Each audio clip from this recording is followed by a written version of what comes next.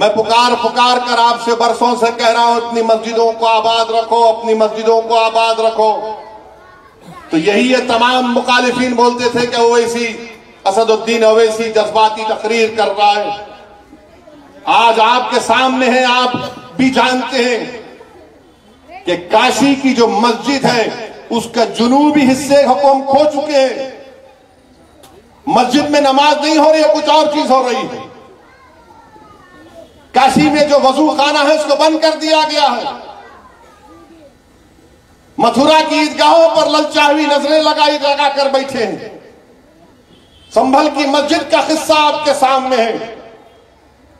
एक ही दिन में केस पड़ता है, 1.5 घंटे में ऑर्डर हो जाता है, 1 घंटे के अंदर सर्वे हो जाता है और 5 लोगों को गोली मारकर शहीद कर दिया जाता है। नरेंद्र मोदी गए थे कुवैत को, तो कुवैत के शेखों से बड़ा गले लपट के मिले। अब बुला के कुवैत के शेख को दिखाओ कि तुम्हारी हुकूमत यहां पर क्या कर रही है, क्या कर रही है उत्तर प्रदेश की हुकूमत। क्यों आउटपोस्ट बना रहे हैं संभल में, ताकि पीछे जो बाउली निकली है उसका रास्ता बंद करना चाहते। ड्रग्स एक बहुत बड़ा मसला बन चुका है हमारे मुल्क में। अफगानिस्तान में ड्रग्स बंद हो गए जब से तालिबान आया, तो म्यांमार से ड्रग्स बन रहे हैं। मणिपुर में उसकी काश्त होती है, फिर दोबारा म्यांमार जाकर पूरे भारत में और फिर सारी दुनिया को जाता है। तो ये ड्रग्स हमारी नस्लों को बर्बाद कर रहा है। कैसे रोकेंगे हम उन लोगों को? एक दीमक की तरह इस मुल्क के नौजवानों को बर्बाद कर रही है ड्रग्स। ऐसे भी हमारे लोग हैं जो कह रहे हैं कि हम गरीबों की बड़ी मदद कर रहे हैं। कैसे मदद कर रहे हैं आप? स्कूलों में जाके उनको ब्लैकमेल करते हैं कि इतने हमारे बच्चे हैं, इनको पढ़ाओ, क्योंकि हमारे को इनका वोट मिलेगा। तुम नहीं पढ़ाएंगे फ्री में तो हम देख लेंगे। कि इस तरह से इल्म हासिल कराएंगे आप बच्चों को, कि स्कूल के बच्चों को, स्कूल के जिम्मेदारों को ब्लैकमेल करेंगे आप? ये नहीं हो सकता। ये ब्लैकमेलिंग को खत्म करना पड़ेगा। कलेक्टर साहब बोल रहे कि नहीं हमारे को कोई कागज दिखाई नहीं। अब कलेक्टर साहब, आपको जो देखना चाह रहे आप देख रहे, जो नहीं देखना चाह रहे नहीं देख रहे। आप जो आपको बीजेपी योगी बोल रही है वही आप देख रहे।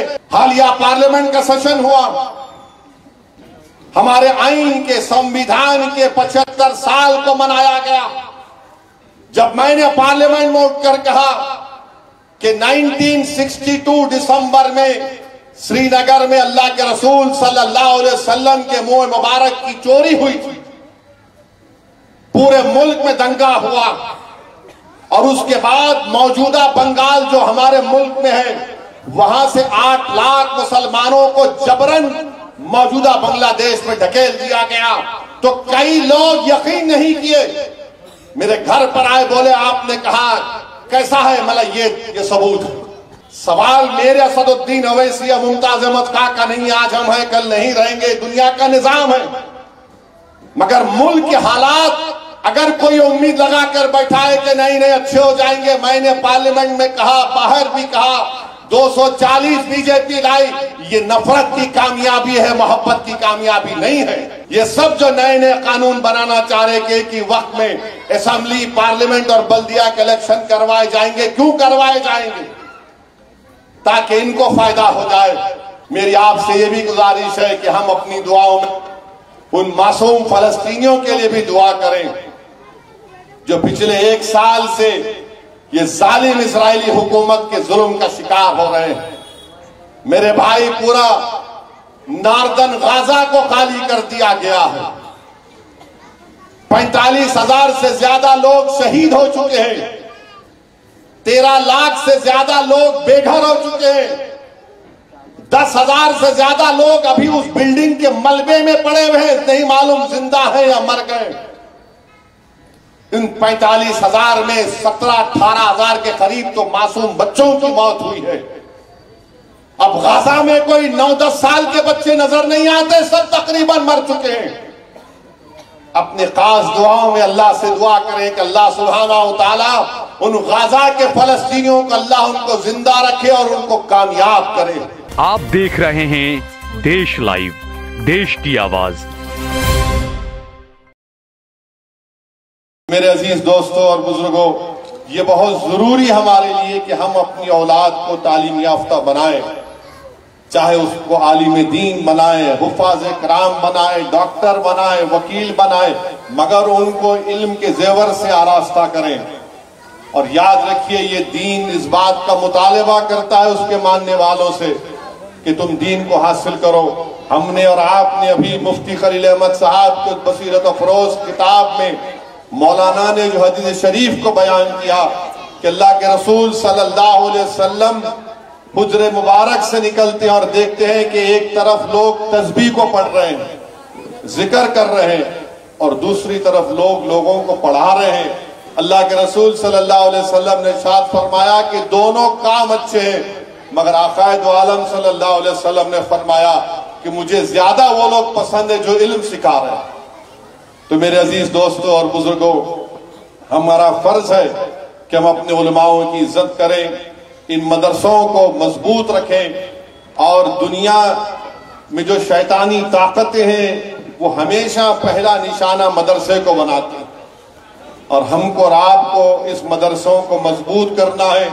और ये बहुत अच्छा इक़दाम है कि 31 दिसंबर की रात को यहाँ पर इस तरह का एक बेमिसाल मुबारक एक फंक्शन किया जा रहा है। और मकसद इसमें एक ये भी है कि नौजवानों की बेहरा रवि से उनको रोका जाए। जो आज की रात नौजवान नहीं मालूम क्या समझते इस बात को, वो निकल जाते हैं और नए नए तमाशे करते हैं। याद रखिए, ये जो तहजीब जो 31 दिसंबर की है, इसमें सिवाय शराब के, सिवाय जिना के, सिवाय बेहयाई के कुछ हासिल नहीं होता इसमें। और अल्लाह सुब्हानहू व तआला, अल्लाह के रसूल सल्लल्लाहु अलैहि वसल्लम क्या फरमा रहे हैं कि शराब के ताल्लुक से आका ने फरमाया कि उम्मुल खबाइस यानी तमाम बुराइयों की जड़ है। हमको क्या बताया गया हमारे दीन में कि तुम जिना के करीब भी मत जाओ, तुम जिना के करीब भी मत जाओ। मैं नौजवानों से दरबंदाना अपील कर रहा हूं कि हम आमिना के लाल के लाए हुए पैगाम को मानने वाले हैं, मगरिब की तहजीब को मानने वाले नहीं है। हम रसूलुल्लाह सल्लल्लाहु अलैहि वसल्लम के गुलामों के गुलाम हैं, हम उनकी लाई हुई तहजीब और पैगाम को मानने वाले हैं। याद रखो, हम इन लोगों की ये तहजीब है, नहीं मौजूदा ठीक है, कोई मनाता है, हमको एतराज नहीं है, मगर उसमें जो बेहयाई होती है, उसमें जो गंदगी होती है, उससे तो हमको बचाना पड़ेगा। ड्रग्स एक बहुत बड़ा मसला बन चुका है हमारे मुल्क में। अफगानिस्तान में ड्रग्स बंद हो गए जब से तालिबान आया, तो म्यांमार से ड्रग्स बन रहे हैं। मणिपुर में उसकी काश्त होती है, फिर दोबारा म्यांमार जाकर पूरे भारत में और फिर सारी दुनिया को जाता है। तो ये ड्रग्स हमारी नस्लों को बर्बाद कर रहा है। कैसे रोकेंगे हम उन लोगों को? एक दीमक की तरह इस मुल्क के नौजवानों को बर्बाद कर रही है ड्रग्स। और बहुत जरूरी है कि हम अपनी मजहब की तरफ लौटें। और याद रखिए, अल्लाह के रसूल सल्लल्लाहु अलैहि वसल्लम ने इरशाद फरमाया कि क़यामत उस वक्त तक नहीं आएगी जब तक कि वक्त को समेटने नहीं दिया जाएगा। उसका मतलब ये है कि एक साल एक महीने की तरह होगा। अब आप अंदाजा लगाइए थोड़ी देर के लिए कि मैं पिछले साल यहां पर आया था। अगर मैं आपसे पूछूं कि क्या मैं 12 महीने पहले आया था या 1-2 महीने पहले आया था, तो आप बोलेंगे अरे ये तो हालिया बात है। क़यामत की निशानियों में से यह है कि एक साल एक महीने की तरह होगा। अब जब आने वाला एक नया ईस्वी का साल है, हमको अपने तरजीहात को, अपनी प्रायोरिटीज को सही करना है। हमको ये कोशिश करना है कि हम अपनी औलाद को किस तरह से उनकी तरबियत दें, किस तरह से उनको इल्म के जेवर से आरास्ता करें, किस तरह से हमारे नौजवानों को उन लोगों से बचा कर रखें जो वो अपने मकासद के लिए, अपनी जाती मकसद के लिए, चाहे सियासी क्यों ना हो, उनको इस्तेमाल करना चाहते हैं। इल्म हासिल करने का पैगाम इस्लाम दे रहा है। रसूलुल्लाह सल्लल्लाहु अलैहि वसल्लम, प्रोफेसर डॉक्टर हमीदुल्लाह रहमतुल्लाह ने कहा कि सफा में पहली रेजिडेंशियल यूनिवर्सिटी बनाई अल्लाह के रसूल सल्लल्लाहु अलैहि वसल्लम ने। तो बाज ऐसे भी हमारे लोग हैं जो कह रहे हैं कि हम गरीबों की बड़ी मदद कर रहे हैं। कैसे मदद कर रहे हैं आप? स्कूलों में जाके उनको ब्लैकमेल करते हैं कि इतने हमारे बच्चे हैं, इनको पढ़ाओ, क्योंकि हमारे को इनका वोट मिलेगा। तुम नहीं पढ़ाएंगे फ्री में तो हम देख लेंगे। कि इस तरह से इल्म हासिल कराएंगे आप बच्चों को कि स्कूल के बच्चों को, स्कूल के जिम्मेदारों को ब्लैकमेल करेंगे आप? ये नहीं हो सकता। ये ब्लैकमेलिंग को खत्म करना पड़ेगा। ये काम है इंतजामिया का, हुकूमत का। कैसे लोगों को देखें जो लोग मजलिस पे तनकीद करते हैं। मैं तुमसे पूछ रहा हूं, बताओ तुम कौन सी तहजीब की मिसाल पेश कर रहे हो? तुम्हारी औलाद जेलों में है करप्शन और क्या चोरियों के नाम पर। जो मजलिस पर तनकीद कर रहे हैं, बताओ तुम कौन सी मिसाल पेश कर रहे हो? तुम्हारे घर में तुम अपनी इज्जत को नहीं बचा सके और तुम कत्ल करवाते और तुम आकर मजलिस पर उंगलियां उठाते। मेरे अजीज दोस्तों और बुजुर्गों, ऐसी ताकतों से हमको अपने नौजवानों को, अपने औलाद को बचाना है जो सिर्फ अपनी जाती मफाद के लिए पूरे माशरे को खोखला करने पर तैयारी कर चुके हैं। मजलिस इत्तेहादुल मुस्लिमीन इंशाअल्लाह ताला इन ऐसे हजरात को, ऐसे शैतानी ताकतों को, ऐसे मंसूबे और तमाम लोगों को हम बता रहे हैं कि अब रुक जाओ, तुम बहुत कुछ नहीं कर सकते। अब हालात बदल चुके हैं। तुम किसी को ब्लैकमेल नहीं कर सकते। इल्म पढ़ाना है तो तुम पढ़ाओ पैसे देकर, मगर ये कहना नहीं हमको वोट मिलेगा, इतने बच्चों को स्कूल में पढ़ाओ, नहीं तो स्कूल के खामियां है। अरे खामियां तुम में भी है। तुम कभी अपने गिरबान में झांक कर देखे? तुम अपने घर में झांक कर देखे? क्या तुम्हारी खामियों को निकल आवाम के सामने लाऊं? तुम अगर किसी स्कूल के इंतजामिया को ब्लैकमेल करोगे तो मुझे भी मालूम है कि तुम में कितनी कमजोरियां। मेरे अजीज दोस्तों और बुजुर्गों, आज हमारे मुल्क में आप देख रहे हैं, मैं पुकार कर आपसे बरसों से कह रहा हूं, अपनी मस्जिदों को आबाद रखो, अपनी मस्जिदों को आबाद रखो। तो यही ये तमाम मुखालिफिन बोलते थे कि ओवैसी, असदुद्दीन ओवैसी जज्बाती तकरीर कर रहा है। आज आपके सामने है, आप भी जानते हैं कि काशी की जो मस्जिद है उसका जुनूबी हिस्से हुक्म खो चुके हैं। मस्जिद में नमाज नहीं हो रही है, कुछ और चीज हो रही है। काशी में जो वजू खाना है उसको बंद कर दिया गया है। मथुरा की ईदगाहों पर ललचावी नजरें लगा कर बैठे हैं। संभल की मस्जिद का किस्सा आपके सामने है।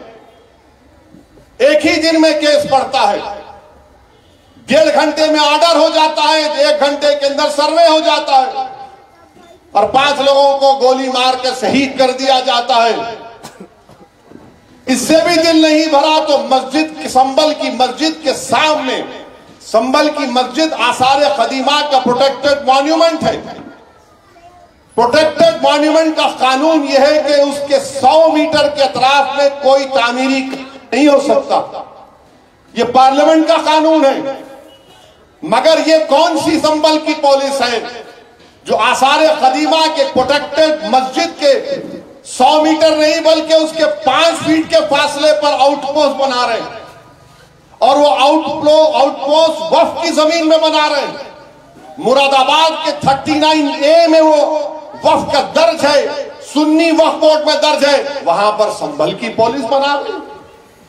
नरेंद्र मोदी गए थे कुवैत को तो कुवैत के शेखों से बड़ा गले लपट के मिले। अब बुला के कुवैत के शेख को दिखाओ कि तुम्हारी हुकूमत यहां पर क्या कर रही है। क्या कर रही है उत्तर प्रदेश की हुकूमत? क्यों आउटपोस्ट बना रहे हैं संभल में? ताकि पीछे जो बाउली निकली है उसका रास्ता बंद करना चाहते। अरे वक्फ की जायदाद पर, तुम जमीन पर जो वक्फ औलाद है, अब ये नया बिल जो हुकूमत लाई है उसमें वक्फ औलाद को मुकम्मल कमजोर करके रख दिया गया। पुकार कर कह रहे थे, आज भी कह रहा हूं, वो वक्फ का बिल इसलिए लाया गया ताकि मुसलमानों से उनकी मसाजिद को छीन लिया जाए, ताकि मुसलमानों से उनकी दरगाहों को छीन लिया जाए, कब्रस्तानों को छीन लिया जाए, यतीम खानों को छीन लिया जाए। अब आपको दिख रहा है इनकी साजिश कि संभल की मस्जिद के सामने जो जमीन है वो वक्फ औलाद है। इसीलिए इस बिल में लाया गया था कि वक्फ औलाद को कमजोर करके रख देंगे। अब वहां पे कलेक्टर साहब बोल रहे कि नहीं नहीं हमारे को कोई कागज दिखाई नहीं। अब कलेक्टर साहब आपको जो देखना चाह रहे आप देख रहे, जो नहीं देखना चाह रहे नहीं देख रहे। आप जो आपको बीजेपी योगी बोल रही है वही आप देख रहे। मगर 95 एक्ट के तहत सुन्नी वक्फ बोर्ड के मुरादाबाद में 39A में जमीन रजिस्टर्ड है। मेरे अजीज दोस्तों और बुजुर्गों, अपने इत्तेहाद को मजबूत रखिए। याद रखिए सरजमीन हैदराबाद पर आपकी एक अलहदा सियासी क़यादत है जिसको आपके हमारे बुजुर्गों ने बरसों से मजबूत किया है। और आपकी एक सियासी अलहदा क़यादत की वजह से आप देखते हैं कि हिंदुस्तान की पार्लियामेंट में मजलिस इत्तेहाद और मुस्लिमीन बेबाकी के साथ उन तमाम मसले और मसाइल को उठाती। हालिया पार्लियामेंट का सेशन हुआ, हमारे आईन के संविधान के 75 साल को मनाया गया। जब मैंने पार्लियामेंट में उठकर कहा कि 1962 दिसंबर में श्रीनगर में अल्लाह के रसूल सल्लल्लाहु अलैहि वसल्लम के मुंह मुबारक की चोरी हुई थी, पूरे मुल्क में दंगा हुआ और उसके बाद मौजूदा बंगाल जो हमारे मुल्क में है वहां से 8 लाख मुसलमानों को जबरन मौजूदा बांग्लादेश में ढकेल दिया गया। तो कई लोग यकीन नहीं किए, मेरे घर पर आए, बोले आपने कहा कैसा है, मतलब ये सबूत है, ये कागज है हुकूमत हिंद का उस वक्त का, बताओ झूठ है क्या? ये खामोश हो गए। पुरानी पार्टी के बड़े चाहने वाले भी थे, बोले ये कहां से निकाल के लाते आप? मैं सच्चाई को बता रहा हूं। 8 लाख आज आसाम में लोगों को फॉरेनर्स कैंप में डाला जा रहा है। अरे 1960 में पंडित नेहरू के मरने से 1-1.5 साल पहले 40,000 मुसलमानों को आसाम त्रिपुरा से ये कहकर उस वक्त के ईस्ट पाकिस्तान में ढकेल दिया गया कि ये पाकिस्तानी है।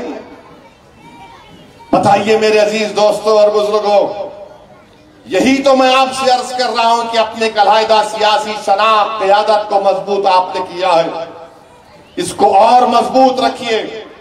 सवाल मेरे असदुद्दीन अवैसी या मुमताज अहमद खां का नहीं, आज हम हैं कल नहीं रहेंगे, दुनिया का निजाम है। मगर मुल्क के हालात अगर कोई उम्मीद लगा कर बैठा है कि नहीं नहीं अच्छे हो जाएंगे, मैंने पार्लियामेंट में कहा, बाहर भी कहा, 240 बीजेपी लाई, ये नफरत की कामयाबी है, मोहब्बत की कामयाबी नहीं है। उस वक्त भी लोग यकीन नहीं किया, आज भी कह रहा हूं आपको। ये सब जो नए नए कानून बनाना चाह रहे कि वक्त में असेंबली, पार्लियामेंट और बल्दिया के इलेक्शन करवाए जाएंगे, क्यों करवाए जाएंगे? ताकि इनको फायदा हो जाए। बहरहाल मेरे अजीज दोस्तों और बुजुर्गों, मेरी आपसे ये भी गुजारिश है कि हम अपनी दुआओं में उन मासूम फलस्तीनियों के लिए भी दुआ करें जो पिछले 1 साल से ये जालिम इजरायली हुकूमत के जुल्म का शिकार हो रहे हैं।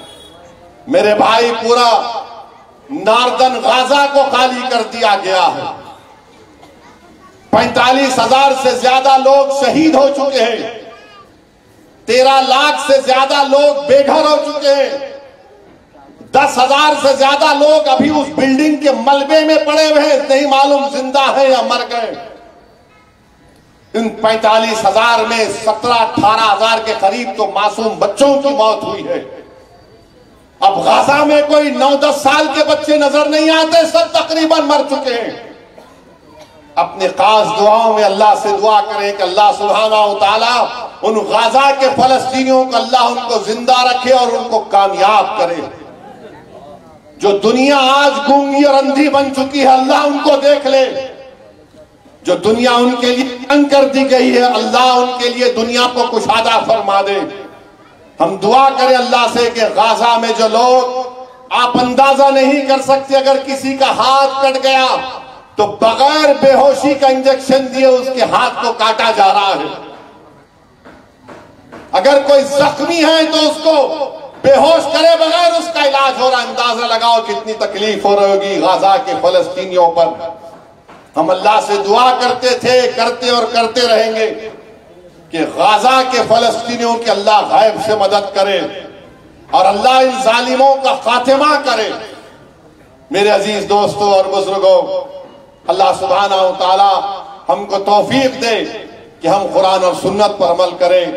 और अल्लाह से हम दुआ करते हैं कि अल्लाह मदरसा अनवार उलूम को अल्लाह और उसको मजबूत बनाए, तरक्की दे, और इनके जिम्मेदारों को अल्लाह उन पर रहम फरमाए। वाखिर दावाना अल्हम्दुलिल्लाहि रब्बिल आलमीन।